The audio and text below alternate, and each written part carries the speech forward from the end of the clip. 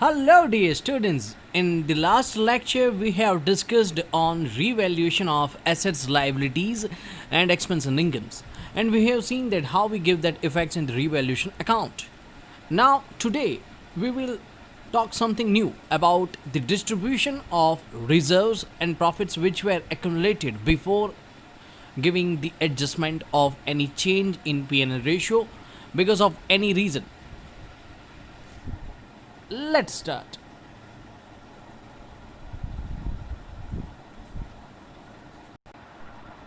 Okay friends, इस point को समझने के पहले भी हम ये चाहेंगे कि पहले इसका थोड़ा बहुत सिंपल फॉर्म में विजुअलाइजेशन कर लिया जाए। देखो फ्रेंड्स, मान लो कि ये दो पार्टनर्स हैं और ये दो पार्टनर्स बिजनेस करते हैं ईयर 2018 के अंदर। ईयर 2018 के अंदर इन्होंने मेहनत की और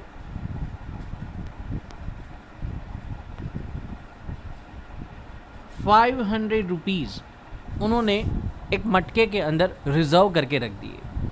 जो भी प्रॉफिट कमाया था उसमें से ₹500 रिजर्व करके रख दिए।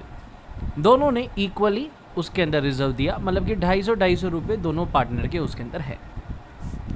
अब 2019 से एक नया पार्टनर बिजनेस में ज्वाइन हो रहा है। तो फ्रेंड्स, ये जो मटका है, ये पॉट के अंदर जो रुपीज़ हैं वो किसके हैं बेटा? वो हैं पुराने पार्टनर्स के पुराने रेशियो में।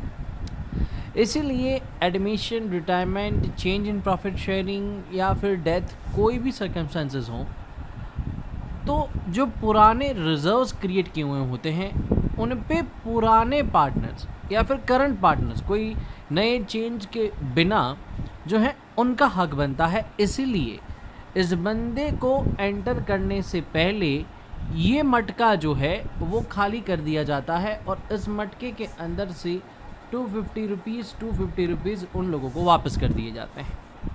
देखो फ्रेंड्स, अब इसके मैं क्रोनोलॉजी समझा रहा हूँ आपको कि भाई इस तरीके से होता है कि आप profit and loss appropriation account या P&L अकाउंट बनाते हो।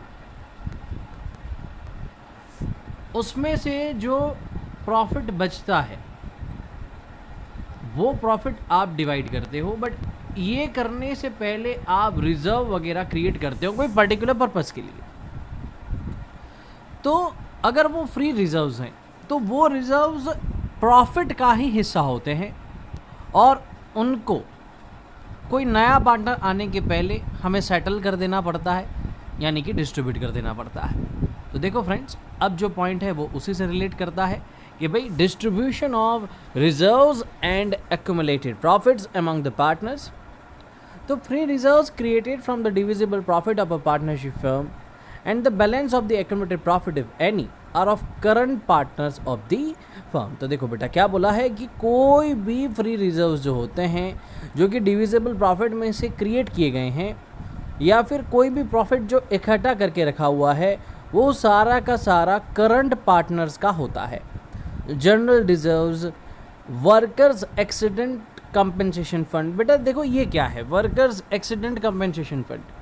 तो बेटा कोई फैक्ट्री वगैरह होती है, उसके अंदर काफ़ी रिस्की काम करने का होता है। मान लो कि भाई कोई दिक्कत हो गई, कोई एक्सीडेंट हो गया, वर्कर को इंजरी हो गई, तो बेटा उस वर्कर को आपको उसकी ट्रीटमेंट के लिए पैसा देना पड़ता है या कोई कंपेंसेट करना पड़ता है। उसके लिए जो आपने प्रॉफिट साइड में रखा है उसको बेटा बोलते हैं workman accident compensation fund etcetera are called reserve fund and credit balance of profit and loss account is called the accumulated profit. तो बेटा ये पुराना प्रॉफिट और ऐसा रिजर्व ये पुराने पार्टनर्स का होता है।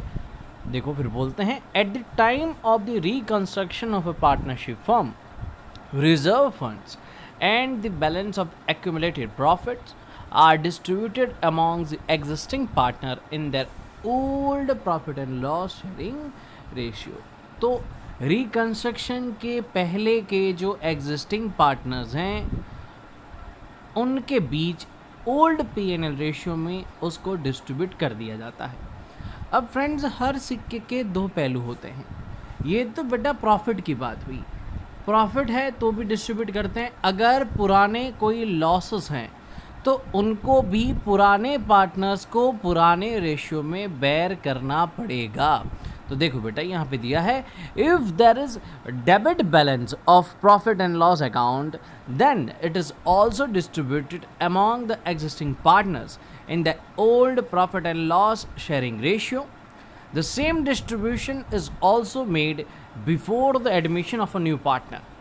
At the time of retirement or a death of a partner also, balance of reserve fund and profit and loss account is distributed amongst the old partners in the old profit and loss sharing ratios. Friends, देखो समझने जैसी बात है कि भाई admission हो, retirement हो या डेथ हो, रिकंस्ट्रक्शन के पहले के जो भी एक्यूमुलेटेड प्रॉफिट्स हैं, रिजर्व्स हैं या फिर लॉसेस हैं, उनको पुराने मतलब कि जो एग्जिस्टिंग पार्टनर्स हैं, रिकंस्ट्रक्शन के पहले के पार्टनर्स हैं, उनके बीच पुराने रेशियो में एडजस्ट कर देना पड़ता है। देखो फ्रेंड्स, तो अब यहाँ पे देखो इसकी एंट्री कैसे होगी। तो जब भी फ्रेंड्स जनरल रिजर्व क्रिएट किया जाता है, जनरल रिजर्व या फिर कोई भी लायबिलिटी या कुछ भी वो बढ़ता है तो क्रेडिट किया जाता है। अब बात कैसी है, हम इसको रिवर्स कर रहे हैं, मतलब कि हम उसको डिस्ट्रीब्यूट कर रहे हैं, इसलिए हम डेबिट करेंगे। तो देखो किसी भी तरीके का पहले का एक्यूमुलेटेड प्रॉफिट हो, पहले का accumulated profit, general reserve, capital reserve, reserve fund, contingency reserve, workman accident compensation fund या बचा हुआ इन्वेस्टमेंट फ्लक्चुएशन फंड, सबको डेबिट करोगे और पुराने पार्टनर्स के कैपिटल या फिर करंट अकाउंट के अंदर क्रेडिट कर दिया जाएगा, मतलब कि पार्टनर्स को वो प्रॉफिट या फिर रिजर्व उनको दे दिया जाएगा। उसके बाद देखो, if there is debit balance, loss of profit and loss account and other deferred revenue expenditures in the book of a firm, then the following general entries passed। अब देखो फ्रेंड्स, प्रॉफिट एंड लॉस का अगर loss है तो पुराने partner bear करेंगे, और ये जो एक्सपेंसेस हैं ये डिफर्ड रेवेन्यू एक्सपेंडिचर्स हैं। ये ऐसे एक्सपेंस हैं जिनका फ़ायदा 2 साल, 3 साल, 4 साल, मतलब कि 1 साल से ज़्यादा साल तक आपको मिलने वाला है। अगर ऐसा कोई भी बैलेंस अगर पड़ा है तो उसको भी उसी तरीके से राइट ऑफ किया जाना है जैसे कि लॉस को राइट ऑफ करते हैं। इससे फ्रेंड्स क्या होता है कि जो पेएबल टू पार्टनर होता है वो ज़रूर कम हो जाता है। ओके फ्रेंड्स, तो ये 2 चीज़ें हैं जो कि ओवरऑल सारे डिस्ट्रीब्यूशन में काम में आती है, और उसी से रिलेटेड कोई इलस्ट्रेशन हम देखने का ट्राई करते हैं। देखो फ्रेंड्स, यहाँ पे क्वेश्चन में बोला है, Ram and Rahim are the partners of a partnership firm. Profit and loss sharing ratio between them is 4:3. The following are the balances in the book of the firm as on 31/3/2017. तो अब friends देखो, ये profit and loss debit balance है, मतलब कि loss है। Fine, तो loss को हम डिस्ट्रीब्यूट करेंगे। रिजर्व फंड मतलब कि आपका पैसा है। फिर बेटा इन दोनों टर्म्स के बीच में आपको समझना पड़ेगा वर्कर्स प्रॉफिट शेयरिंग फंड। तो बेटा ये फ्री रिजर्व नहीं है, ये फ्री रिजर्व नहीं है, ये आपने प्रॉफिट में से साइड में रखा है, बट वो आपका नहीं है, मतलब कि पार्टनर्स का नहीं है। ये किसका है? ये वर्कर का है। ठीक है, तो बेटा ये आप डिस्ट्रीब्यूट नहीं करते, वो वर्कर का प्रॉफिट है। बट यहाँ पे देखो एक और फंड है, workers accident compensation fund. Yes, तो फ्रेंड्स ये फ्री रिजर्व होते हैं, मतलब कि कुछ लगे या ऐसा कुछ हो तभी ही आपको देना है, उसकी सर्टेनिटी नहीं है देने की, कुछ हो तभी देना है। तो फ्रेंड्स उसको आप ज़रूर डिस्ट्रीब्यूट कर सकते हैं, तो ये चीज़ आप ध्यान में रखना। फिर बोला है, on the above date Ram and Rahim decided on a new profit and loss sharing ratio of 1:1. A claim of 5,000 is outstanding against the workers accident fund. अब फ्रेंड्स ये भी समझने जैसी बात है कि हमने वर्कर एक्सीडेंट कंपेंसेशन फंड बनाया है। अब किसी बंदे को लगा होगा और वो आपसे 5,000 रुपये मांग रहा है, तो अब आपके पास बचे कितने हैं? 21,000। तो आप बांट सकते हो, जो बचा हुआ पैसा है वो, ये 5,000 का अमाउंट नहीं।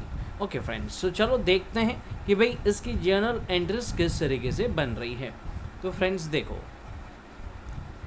पहले तो कि भाई डेबिट बैलेंस जो है, तो डेबिट बैलेंस उसको आपने 4:3 में डिस्ट्रीब्यूट कर दिया।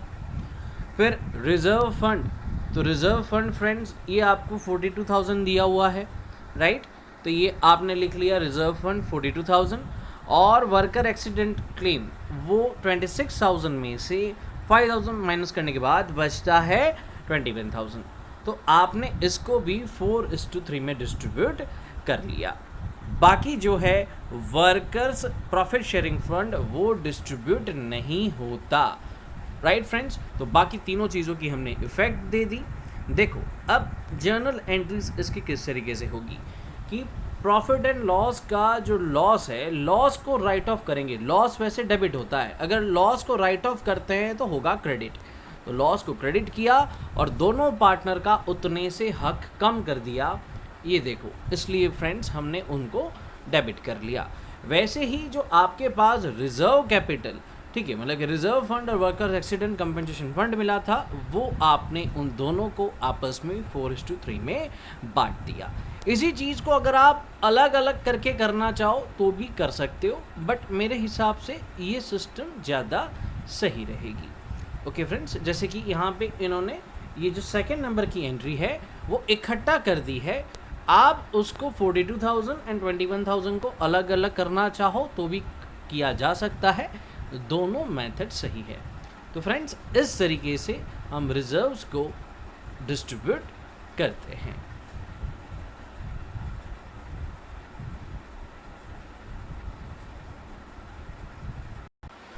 फ्रेंड्स अब जो आपका इलिस्ट्रेशन 11 है ये फुल फ्लेज क्वेश्चन है। इस क्वेश्चन के अंदर आप लोगों को रीवैल्यूएशन अकाउंट बनाना है, उसकी जर्नल एंट्रीज पास करनी है और उसकी इफ़ेक्ट आपको पार्टनर्स कैपिटल अकाउंट्स के अंदर भी देनी है। ओके फ्रेंड्स, तो देखो किस तरीके से हम इस पूरे क्वेश्चन को सॉल्व करते हैं और आखिर में बैलेंस शीट कैसे बनाते हैं। तो फ्रेंड्स देखो, बहुत ही ध्यान से देखना, बहुत ही सिंपल है, एक बार फ्लो दिमाग में बैठ गया सारी चीज़ें आ जाएगी। अब फ्रेंड्स इसकी इफ़ेक्ट जर्नल एंट्रीज थोड़ी देर अगर हम साइड में रखें तो फ्रेंड्स एक इफ़ेक्ट आती है रीवैल्यूएशन अकाउंट में। रीवैल्यूएशन अकाउंट के प्रॉफिट या फिर लॉस की इफ़ेक्ट आती है पार्टनर्स कैपिटल में, और जो भी इंक्रीज या डिक्रीज हुआ है उसकी इफ़ेक्ट आती है बैलेंस शीट में। तो ये तीन जगहों पे आपको हर एक ट्रांजैक्शन, हर एक रिवैल्यूएशन की इफ़ेक्ट को देने की होती है। तो देखो फ्रेंड्स यहाँ पे land and building machinery furniture investment debtors वगैरह आपको दिया है। यहाँ पे लाइबिलिटी साइड पे भी आपको रिजर्व प्रॉफिट्स वगैरह दिया है। देखो फ्रेंड्स तो यहाँ पे बोला हुआ है पहला पॉइंट कि land and building value is to be increased by 20%। बेटा फ़ायदा हो रहा है, 20% से एसेट बढ़ रहा है। 1 लाख का 20% 20,000। मैंने बेटा बोला हुआ है फ़ायदा हो तो क्या होगा। अब फ्रेंड्स कई बच्चों को एंट्रीज में भी दिक्कत होती है, तो बेटा लैंड एंड बिल्डिंग बढ़ा, एसेट बढ़ा, एसेट बढ़ता है तो करते हैं डेबिट। तो बेटा ये लैंड एंड बिल्डिंग को डेबिट किया, क्यों बढ़ा, क्योंकि हमने उसको रीवैल्यू किया। और रीवैल्यूएशन के क्रेडिट साइड पे लैंड एंड बिल्डिंग लिखेंगे। तो देखो रीवैल्यूएशन अकाउंट, उसके क्रेडिट साइड पे लैंड एंड बिल्डिंग लिखा हुआ है 20,000 रुपीज़ का। बेटा यहाँ पे कई बच्चों का क्वेश्चन है, आज प्यारी सी बच्ची श्रेया का क्वेश्चन आया था कि सर रीवैल्यूएशन अकाउंट में लैंड एंड बिल्डिंग बढ़ा तो क्रेडिट साइड पे क्यों लिखते हैं। बेटा जर्नल एंट्री के अंदर हम लैंड एंड बिल्डिंग को डेबिट ही कर रहे हैं। ये देखो जनरल एंट्री में लैंड एंड बिल्डिंग को डेबिट ही किया है, वो डेबिट ही हुआ है, हम रिवैल्यूएशन अकाउंट के अंदर उसको क्रेडिट कर रहे हैं। आया समझ में बेटा। ओके, तो वो रिवैल्यूएशन के व्यू पॉइंट से हमने देखा है। फिर देखो उसके बाद the value of machinery and furniture is to be decreased by 20%। Okay, machinery कितने की है, मशीनरी 80,000 की, 80,000 का 20% 16,000। देखो भाई एसेट कम होगा, एसेट कम होगा तो क्या किया, क्रेडिट साथ साथ में बेटा देखो इन्होंने फर्नीचर की भी बात की है, यस फर्नीचर भी, तो 20%, फर्नीचर कितने का है 20,000, उसका भी 20% कितना होगा 4,000। तो एसेट कम हुआ तो किया क्रेडिट, क्यों कम हुआ, रीवैल्यूएशन के वजह से, और रीवैल्यूएशन इज डेबिटेड, तो रीवैल्यूएशन के डेबिट साइड पे मशीन एंड फर्नीचर लिखा। देखो बेटा एंट्री से रिवॉल्यूशन अकाउंट कैसे बनता है, बहुत ध्यान से देखो, एकदम सीधी तरीके से गाड़ी चलती है। देखो फ्रेंड्स, उसके बाद का पॉइंट, उसके बाद आपको दिया है नाउ बैड डेब्ट रिजर्व्स इज नॉट रिक्वायर्ड, ये भी बेटा आपका एक तरीके से फ़ायदा ही है। ऊपर बैड डेब्ट रिजर्व दिए हैं 3,000 और अब आपको उनकी ज़रूरत नहीं पड़ रही है, लायबिलिटी कम हुई, फ़ायदा हुआ। देखो फ्रेंड्स, अब लायबिलिटी बढ़ती है तो करते हैं क्रेडिट, तो लायबिलिटी कम होगी तो क्या करेंगे डेबिट। देखो बेटा बैड डेब्ट रिजर्व डेबिट किया किससे, रीवैल्यूएशन से, और फ़ायदा हुआ, फ़ायदा क्रेडिट साइड पे, तो ये देखो बेटा रीवैल्यूएशन के क्रेडिट साइड पे लिखा हुआ है बैड डेब्ट रिजर्व 3,000। फिर देखो बच्चों उसके बाद आपको बोला है 3,000 repairing expenses required in stock. बेटा उसका मतलब कि स्टॉक की वैल्यू कम हो गई, स्टॉक पे रिपेयरिंग करना पड़ेगा, रिपेयर किए हुए माल की हमेशा वैल्यू कम हो जाती है 3,000 रुपये की। तो देखो बेटा एसेट बढ़ता है तो वैसे क्रेडिट करते हैं, एसेट की वैल्यू कम हो रही है तो क्या करेंगे क्रेडिट, एसेट बढ़ता है तो डेबिट, कम होगा तो क्रेडिट, तो revaluation account debit to stock, बुरा हो गया। तो देखो फ्रेंड्स यहाँ पे रीवैल्यूएशन ऑफ स्टॉक का 3,000 का अमाउंट लिख लिया। उसके बाद फ्रेंड्स देखो उसके बाद क्या बात है, उसके बाद आपको दिया है कि an amount of 5,000 among creditors is now not to be paid. Liability कम हो गई, फ़ायदा हो गया, लायबिलिटी बढ़ती है तो क्रेडिट, कम होगी तो डेबिट, ये रहा क्रेडिटर डेबिट किया, फ़ायदा हुआ, रीवैल्यूएशन के क्रेडिट साइड पे लिखा आपका क्रेडिटर्स। फिर देखो उसके बाद यहाँ पे आपको दिया है कि भाई outstanding expense 6,000 and income receivable 8,000।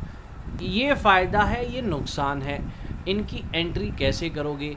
Outstanding expense liability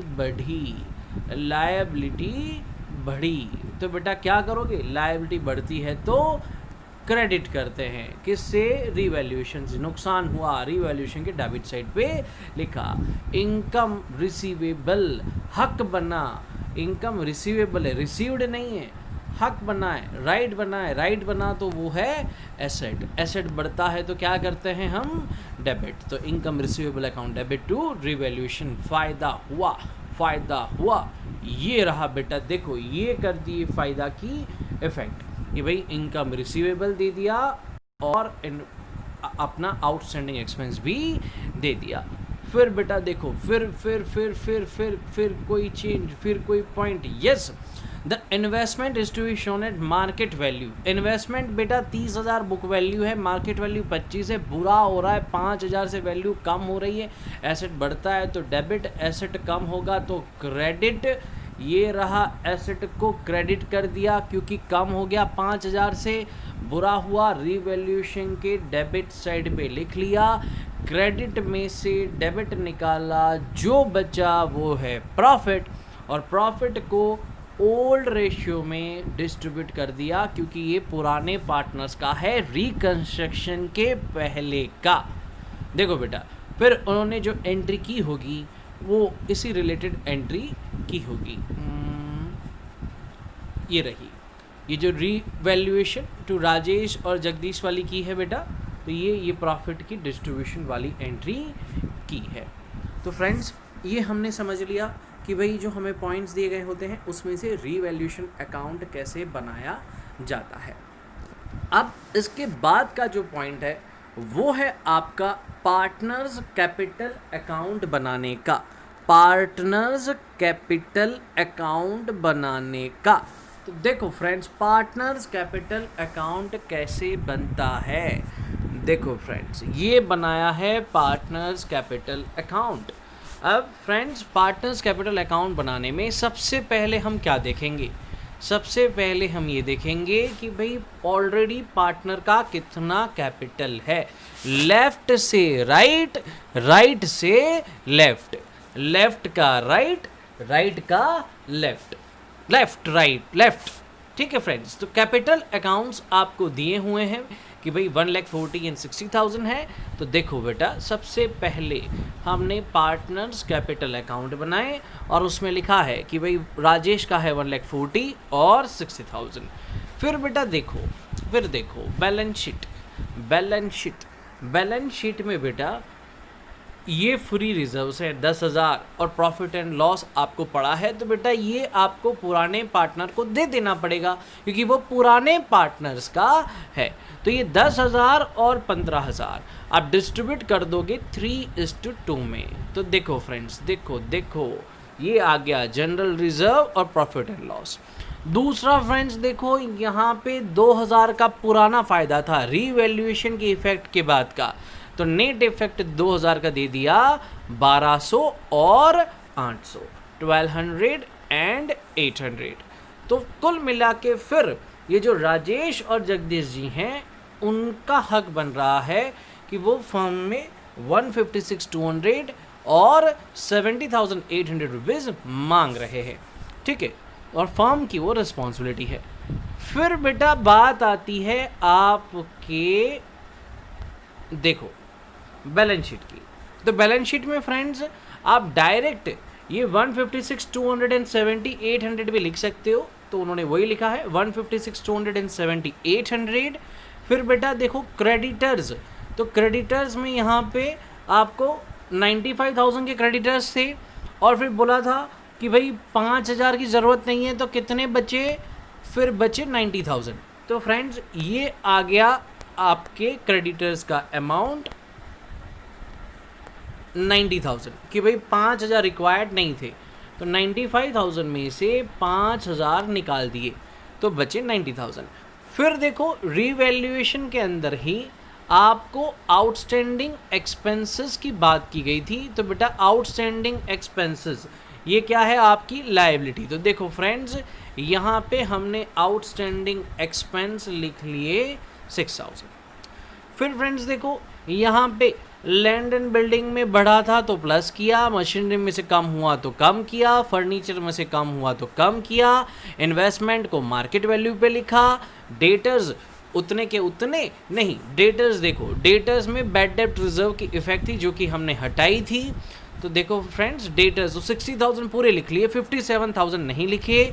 stock 23,000 का था, राइट, बट स्टॉक में से 3,000 का रिपेयरिंग हुआ था, तो स्टॉक बचा आपका 20,000 का, कैश बैलेंस 10,000 और इनकम रिसीवेबल का जो एडजस्टमेंट था 8,000। तो इस तरीके से फ्रेंड्स आपका रीवैल्यूएशन का फुल फ्लैज क्वेश्चन सॉल्व होता है कि आपने रीवैल्यूएशन अकाउंट बनाया, जनरल एंट्रीज बनाई, रीवैल्यूएशन के प्रॉफिट एंड फ्री रिजर्व्स को डिस्ट्रीब्यूट किया पार्टनर्स कैपिटल में, और उसके बाद जो भी रीवैल्यूएशन बताई थी तो नई बैलेंस शीट के अंदर नई वैल्यू के साथ आपने नई बैलेंस शीट बनाई सारे इंक्रीज एंड डिक्रीज के इफेक्ट देने के बाद। तो फ्रेंड्स आप इसके बाद का इलस्ट्रेशन जो है उसको भी आप ट्राई करोगे और नेक्स्ट लेक्चर के अंदर हम वो इलस्ट्रेशन पे डिस्कशन करेंगे। Thank you friends.